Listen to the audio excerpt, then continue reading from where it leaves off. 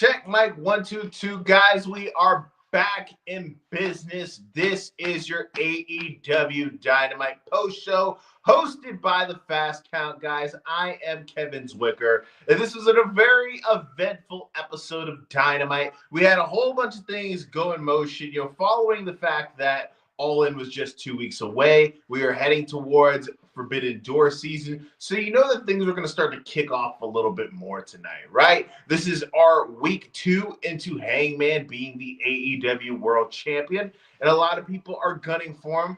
Guys like MJF, who obviously is walking around with that contract. Jon Moxley, who is obviously somebody who's still holding that grudge in following what went down at All In. And it was announced tonight at the end of the show that we are going to get Jon Moxley versus Hangman Adam Page for the AEW World Championship next week on Dynamite. Now, for me personally, guys, I think after Texas Death, there really isn't, anywhere to go but up, from down, right? We just had one of the more brutal matches we've seen in a while. And for me, doing another singles match next week is a little bit of an overkill, but I'd rather it go down next week on Dynamite instead of Forbidden Door. But we start off the show with Hangman Adam Page there in week 2 of this venue in Chicago. This is a very historic venue, a venue that Al Capone rumored to be attending back in his day. And he's walking backstage right there by the kind of corridor area. And he's right there interviewed by Renee Paquette. And she's basically saying, we know that, you agreed to have this match with Wheeler Yuta. And, why would you have this match with Wheeler Yuta based off the fact that you know how the Death Riders get down, right?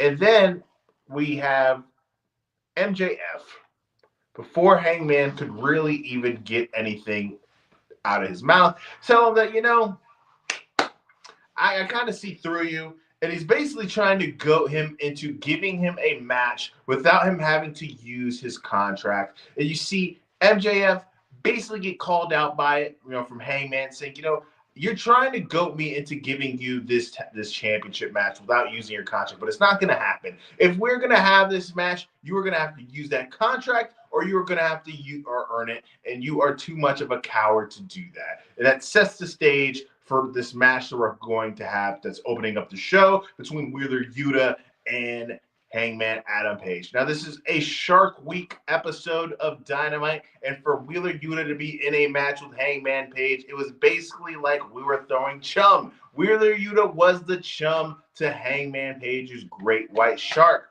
Before Hangman Page could really even get anything going, we see him get sneak attacked by Wheeler Yuta. Wheeler Yuta takes a shirt and wraps it around Hangman's neck, choking him out, similar to the way that Jon Moxley was choked out at All In, similar to the way that they choked out Colt Cabana on Collision.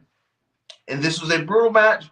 At the end, this is where things got really kind of dicey, because we see Hangman pick up the win easily, pretty much, maybe a little bit over 5 minutes. And then we see that chain that they've been using ever since All In, and even before that, right there on the steps. And we see Hangman wrapping around his knuckles. He hits Wheeler multiple times on the head. We see color already busted out of Wheeler's head. Pause. And then we see Hangman go as if he is going to wrap the chain around Wheeler's neck and choke him out the same way that they did Colt on Saturday and the same way that he did Mox on All In. But he sits there and he hesitates. He says, nobody's going to save you. Nobody is going to come out for you. And the Death Riders did not come out and save Wheeler Yuta. Yuta was just in a position where he was just, SOL, shit out of luck. He had no reinforcements, but Hangman spared him. And you can see this look on Wheeler's face where it's like, he kind of realized the fact that, Hangman was right. Nobody was coming out to spare him. And you can see a potential Wheeler face turn occurring sooner rather than later, right? Next, we get into Athena and Billy Starks in the back, cutting this backstage promo. Wheeler Yuta Yuta needed that. You can make a good case that Yuta did need that. Yuta has been the Death Riders whipping boy basically since its inception. Anytime the the Death Riders need somebody to take a pin, it's Yuta. Anytime the Death Riders need somebody to take a beating for them, it's Yuta. It's always Yuta, nobody else, right? But you see Billy Starks out here. As we got announced earlier in the day, we're having Billy Starks go one-on-one with Tony Storm in an eliminator match. I don't even know why they announce these eliminator matches anymore, because we can basically think on one hand the people who have actually won these eliminator matches. It is just the odds of these people winning are very, very, slight. So I don't know why they just continue to do these, when they name it eliminator matches, because it's a pretty big dead giveaway that the person who is wrestling the champion is going to lose, right? But you see Athena hyping Billy Starks up. She's like, what are we going to do? What's it going to go? She's like, starts naming all of these accolades that Athena has accomplished. She called Tony Storm a musty ass hoe. And then she says, what are you going to do tonight? And Billy says, win. She's like, no, the prime objective tonight isn't for you to win. It is to take Tony Storm out. And then she shows off that contract that she has. And she says, I have the pen to your fate. And she's like, I'm going to be the one to end this movie. We move on to FTR versus Jet Speed. It was announced when the broadcast kicked off that we are going to have this tournament to determine who is going to get a tag team title opportunity against the Hurt Syndicate at Forbidden Door. Nice.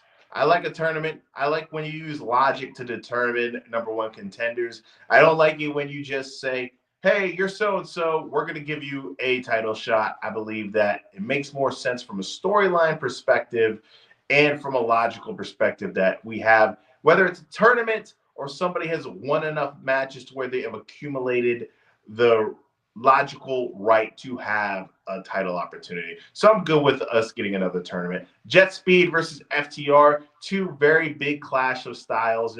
FTR, obviously, they're no flips, just fists. This veteran group that has been together for such a long time. And then you have, obviously, Jet Speed, who have just come on into their own. I feel like there's been two very good signings by Tony Khan lately with the inclusion of Kevin Knight and Speedball Mike Bailey. I feel like Speedball Mike Bailey is somebody who is just custom made for AEW. And there are two guys who have been teaming up for a little bit, and they've obviously picked up a lot of momentum. I think that they had a really good performance at All In, with the stage being so bright. And this match, very entertaining. Like I said, the two different styles that these two teams are able to incorporate into this match was very good. The fact that we're having, this bit of a back and forth between FTR. There's one point in time where you saw Dax Harwood stick his hand out, when he's on the outside, looking as if he was going to give a kid a high five. It looked like the kid was hesitant, didn't want to do it. Then I think it's safe to assume this was her dad, went for it, and you saw Dax flip him off.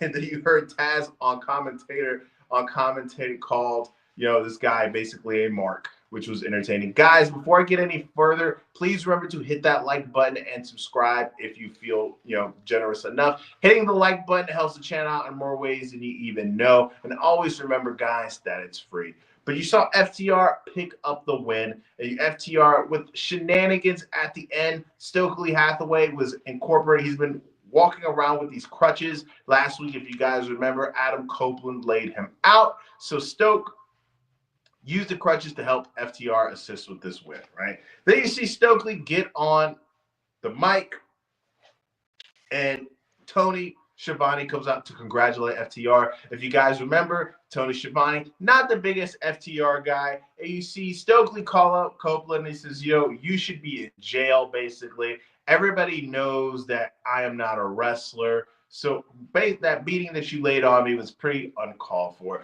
You hear Cope's music hit. The people, they sing Metalingus. Everybody enjoys that theme song, one of the best theme songs in all professional wrestling history. And you see Cope get called out by Stokely. He says, you're not supposed to be within a certain feet of us. If you guys remember, it was laid out last week that if Cope puts his hands on FTR, he is fired. And you see Cope basically returns, like, you're right. He's like, I'm not supposed to be within a certain feet of FTR. He's like, but I struck up a business deal with a certain group of gentlemen, and these group of gentlemen are in the business of hurting people. Of course, when it comes to hurting people, we know exactly who that is. It is none other than the Hurt Syndicate. We see a brawl between the Hurt Syndicate and FTR. Eventually, these guys are broken up. That's a preview of a match that I would very much want to see. It's a possibility we see that at Forbidden Door. I don't think that I think the fact that they're both kind of heel teams may blur the lines, and maybe one of those things where they hesitate to do it, because usually traditionally if you think heel versus heel,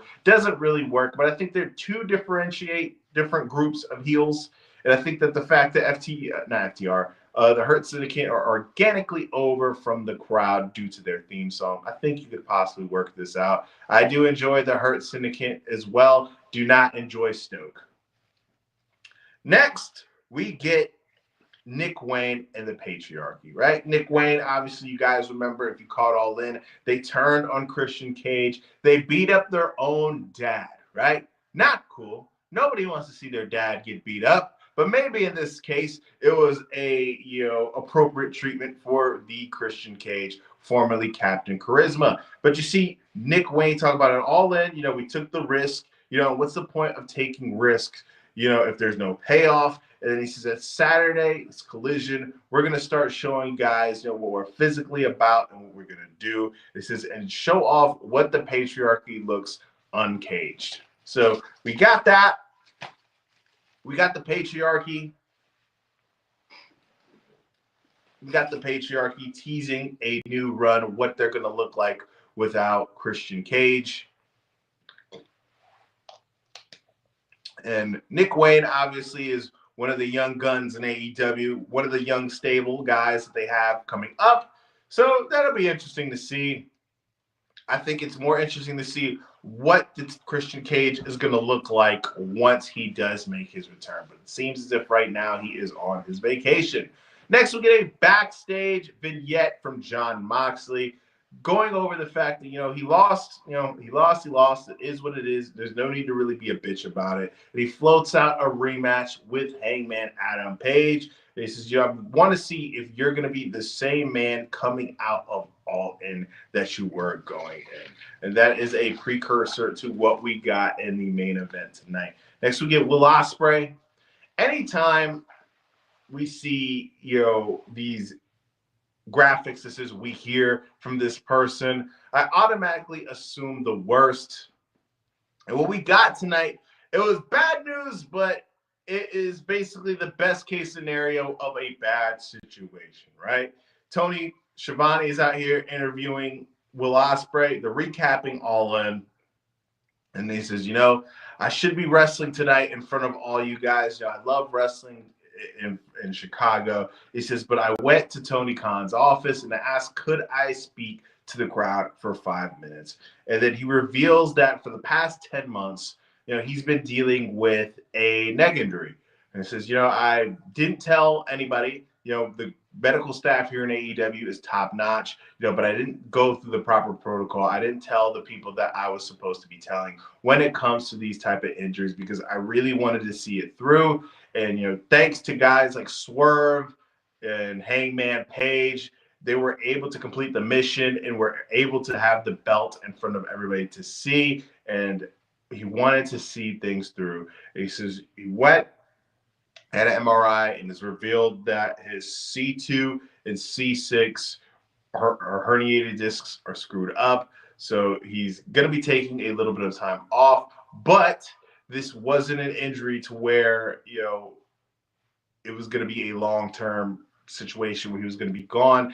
And hopefully with the type of treatment that he's going to be receiving, he should be all systems go for Forbidden Door, which we all know is something that he really wants to be a part of. The fact that it's been taking place in the UK, it's something that he really didn't want to miss. So it sucks that he's injured, but at the same time, it could have been a lot worse, right? He says when he gets 100%, the Death Riders, he's coming for your asses, basically. Like I said, it sucks anybody getting injured, but the fact that it's at least, not long term, I think that that's okay, right? it's a shitty situation, but it's the best of a bad thing. So we're gonna get Will Ospreay at Forbidden Door. Fingers crossed. So next we move on to Willow Nightingale, who was a part of that four-way for 100K. If you guys remember last week, we saw Tekla get the best of her to pick up that pin and pick up the 100K. And you see Renee asking Willow, what's next for you? And Willow recaps the fact, for the last several months, I've been dealing with the Death Riders and Marina. And last week, I was in that four-way where I kind of got screwed by Tekla. And there's been a lot of, influx of talent in AEW, especially the women's division. Brings up that Tekla did cheeky shenanigans to pick up the win in that four-way and cost Willow 100K. And she says, Tekla, if you feel the spidey senses, that's me. And you can find me in the ring.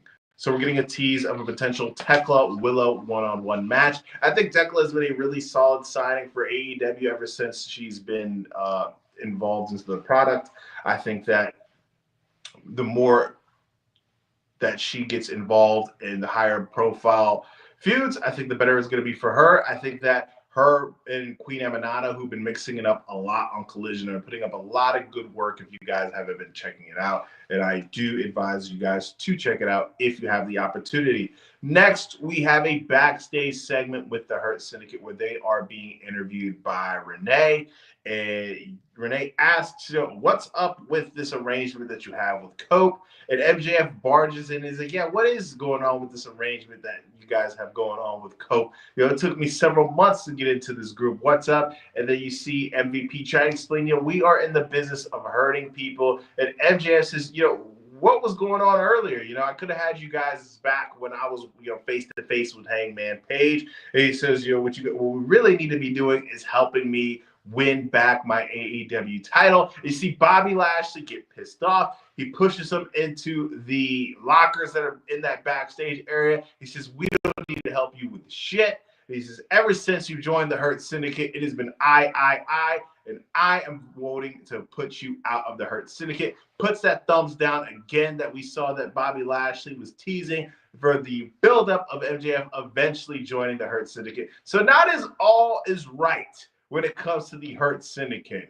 It's looking like a lot of tension is brewing.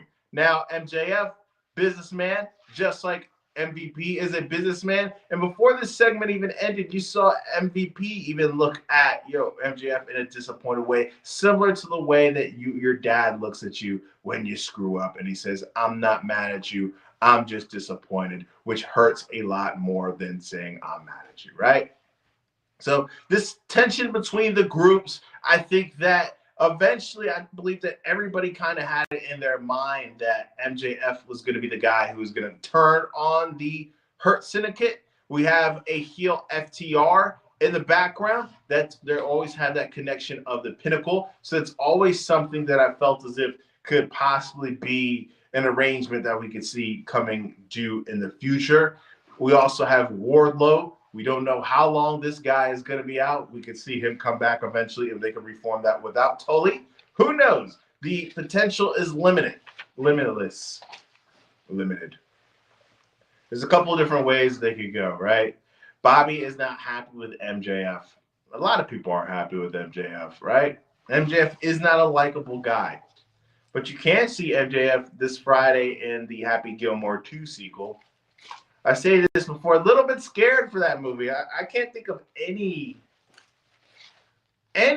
comedy sequels within the last maybe decade that I found really, really funny. Especially when they had these sequels for comedy movies where it's like a long gap between the first one and the second one, like Dumb and Dumber 2. I thought that movie sucked, and I really loved the first one. So who knows? I think the only comedy sequel that there was a long gap between the two that I thought was actually funny was Anchorman 2. That one's funny. Nowhere near as good as the first one, just because the first one is just so quotable. But I think Anchorman 2 is funny. Next, we get Billy Stark versus Tony Storm in this eliminate. Do you know what would be funny if Wardlow came and screwed MJF? He did before. You remember in the beginning, it's Sandler. You remember in the beginning, MJF, Wardlow screwed MJF when he had that feud with Punk and gave Punk the Dynamite ring, and then Wardlow was one of the henchmen for Adam Cole in the when they did the Devil storyline. It's Sandler. Yeah, but Adam Sandler, we got to be real. Adam Sandler, what was the last really funny Adam Sandler movie? All right. I love Uncut Gems. I think that movie is great, but that's a dramatic movie. When was the last funny Adam Sandler movie? Probably what? Shit. It had to be at least over maybe 15 years ago. I think the last Adam Sandler movie that I watched that I found like a laugh out loud hilarious was the Zohan, and that has to be at least 15 years old. Even comedy wise, he's been producing a lot of bullshit. But this is an eliminator match between Billie Starkz and Toni Storm. Billie, she was in control earlier. Billie, only 20 years old. You don't see Billie Starkz that often. You got to be checking into ROH. That's when you see her on a more consistent basis. But we've seen Billie here and then, make her appearances on Dynamite. So it's not like she's a total stranger. Toni obviously wins the match, but with a chicken wing, which was a shout out and homage to your boy Bob Backlund, if you guys are familiar. But we see Toni get cracked with the title by Billie Starkz, and this is kind of where things got a little bit confusing. So Toni gets cracked by the title, and we have Aubrey being the ref, and we see Billie throw Aubrey out. Then she calls Athena to come down from the balcony, who was watching the match from the whole time. Athena comes in. We hear Tony Schiavone the whole time like, oh, is she gonna, basically cash in, the contract that she has? And she's giving Toni a beatdown. She's throwing her against the stairs. She's throwing her, in the ring, and they're hitting her multiple times with that contract. And they keep on the commentary saying, is she gonna, cash in? Is she gonna cash in? There's no ref. What was the point of throwing, Aubrey, away from the ring? Then eventually they bring Aubrey back into the ring. Gets a little bit too late. Right before Athena is going to cash in and sign her contract, we have Alex Windsor come in. Alex Windsor is going to go one-on-one with Athena for the ROH Championship on Collision. So that was a little precursor of what we were going to get. She makes the save, and we get no cash-in. No cash-in. But I think Billie, being so young, being able to have an opportunity to wrestle the AEW champion in the women's division was a plus for her. I think anytime we get these teases of cash-ins, whether it's, the briefcase of WWE or this contract in AEW, I think people get excited. So I think that was a interesting thing we got to see. Next, we get Swerve versus Hechicero. We see before this match even gets started, we see Don Callis going up on the ramp, speaking, basically putting over Hechicero as well as he possibly could, saying he's better than guys like Mil Mascaras, Rey Mysterio, all these luchadors that we think of when we think of Lucha Libre wrestling. And this is a very solid match. Obviously, where this is building more towards that feud that we're kind of getting kicked off last week between Swerve Strickland and Okada. Swerve picked up the win, and no, he didn't pick up the win. Swerve did not pick up the win. We saw Lance Archer interrupt the match, basically was thrown out. We see Lance and Hechicero give Swerve a little bit of a case of the beats. Then we have Brody King and Bandito come and make the save, try to even up the odds. Then we have Okada attack Swerve Strickland from the back. Swerve Strickland was able to gain some momentum, able to fight back, and then he had Okada in a position where he had the chair wrapped around his throat, but Okada was able to escape, building us closer and closer to a potential match at Forbidden Door between Okada and Swerve Strickland. I think that match is going to be great.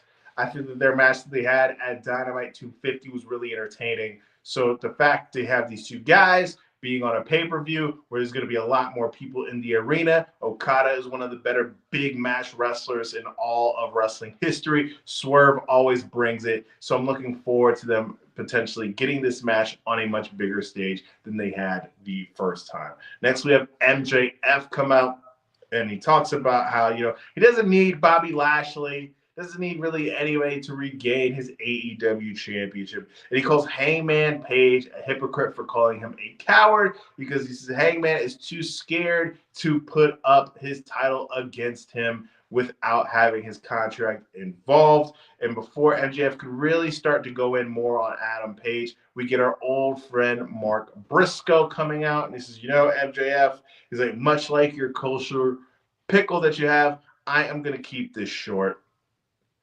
And then he says, ever since All In, you've really kind of been in my mind for the most part. The fact that you were screwing me over from that match that I should have won. And he says, I'm trying to demonstrate some self-control. He says, because what I want to do is I want to go down there and I want to take that mic and shove it up your ass. He said, but I know with all the kids that I have, they're going to dock it out of my pay because they're not going to be able to find that mic once it's up your ass. Basically, the mic is going to get magically trapped in MJF's anus and not be able to be retrieved, which is a strange sight to think in your mind. Guys, please remember to hit the like button and subscribe if you haven't. It helps to check out more ways than you even know. And always remember that it is free. And you see MJF be challenged by Mark Briscoe. Mark challenges him to a match next week.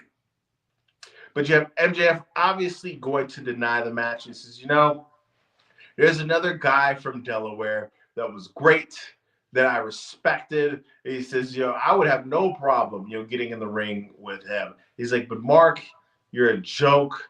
Nobody respects you. You are a clown. You are basically this guy that people point and laugh at, but nobody actually looks at you as a top guy.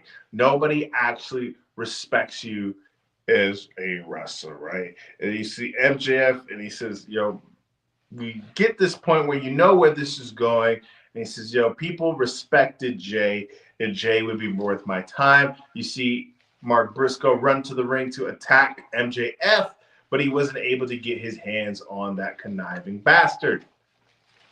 Next, that leads us to the main event, Mark Briscoe versus Claudio, right? Briscoe was able to pick up a win with a roll-up. The match itself isn't that important. What was more important is to what went down after the match, right? So we see all the Death Riders come out, and they're going out there to give Mark Briscoe the beats. You see Mox pick up the mic, and he keeps calling Hangman out, keeps calling him. He says, Hangman thinks he's the champ. He thinks he's the champ, repeats it multiple times. He's like, you're not the champ yet. And he says he doesn't want anybody to feel comfortable. And that's where we have Hangman Page come out. And he says, all these things that you were talking about leading up to All In, that I wasn't able to stand the pressure, that I wouldn't be able to do all these different things, that I wouldn't be able to live up to the what would be the proper word? Live up to being the champion. All of these things, you really thought it, and you weren't able to correctly predict what was going to go down. And he says, but I'll give you another rematch.